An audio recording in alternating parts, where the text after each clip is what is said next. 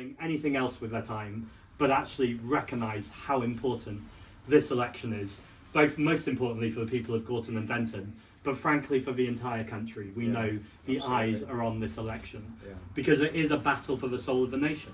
We know what is at stake here. It's the Green Party or it's the Reform Party. It's hope versus hate.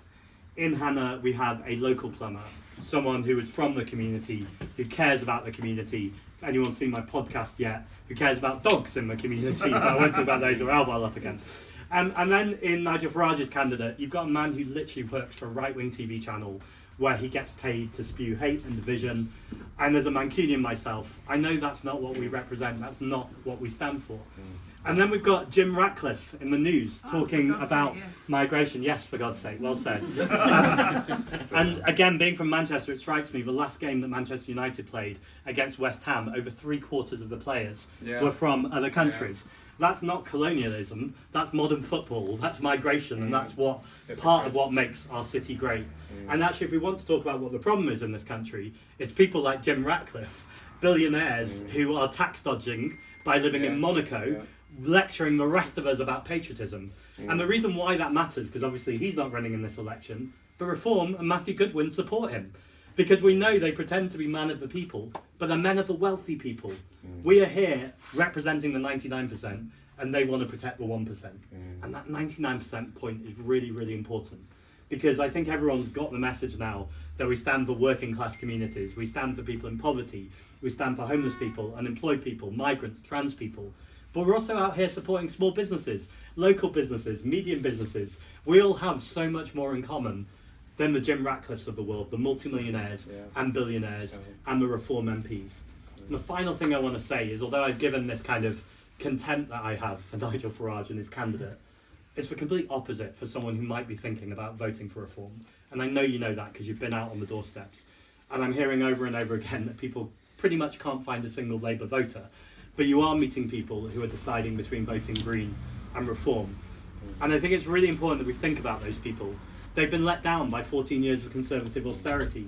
Then the government changed, and I don't know if you've noticed, there hasn't been much change. In fact, arguably, things have got even worse, from the slashing of disability benefits, they had to be shamed into not doing it, into the two-child benefit cap, which was eventually lifted after Green pressure alongside campaigners, but it took 18 months of children in poverty. And of course, the ongoing genocide in Gaza, which the government is not just complicit in, but actively been enabling. And we see Wes Streeting's WhatsApps, which by the way are selective, we still don't know what the replies are. And we have ministers who knew that they were engaging in war crimes. So there are some deep questions there.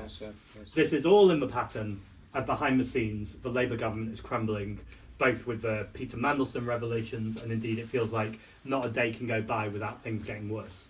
Now, it'd be easy to talk about all of that on the doorstep, and I'm sure you have, but actually we also have to be propositional. And I think what we're saying to those people who are thinking about voting Reform is we have a plan to lower your bills. We have a plan to protect our National Health Service. We have a plan to rebuild our public services. There was a poll out today that showed Reform voters more than anyone else felt that the wealthy elites were running this country rather than democracy. Now, I think the job we've got to do is point out who those wealthy elites are, because they're not people who are clinging onto their life by dinghy. They're not people who are just trying to get by running their business. Those wealthy elites are the same multimillionaires and billionaires and the government who protect them. So thank you so much for everything that you're doing. And keep thinking about February 27th. And I don't want to live in the timeline where Reform get another MP in this constituency. And I can't tell you how much I want to live in the timeline where we see the first Prime Minister's questions and we see Hannah Spencer, we see a local plumber stand up. I mean, if it's Keir Starmer, who knows will be the Prime Minister by then. But whoever she's holding to account, God help them, because she will come with a kindness and a compassion that she always has. But I'm sure you've seen that fire that burns inside, that I know burns inside all of us right now, because that's what keeps us door knocking and leafleting. So thank you very, very much for everything you're doing. Thank you to all the staff team who are here, who are working long days and nights, and to every single volunteer as well, who particularly, I don't know what day it is, it's a Thursday, right? Yeah, who on a Thursday is out here doing this. It's really incredibly appreciated. I'm absolutely convinced, but not complacent, but I am convinced we can and we will win this. So thank you very much.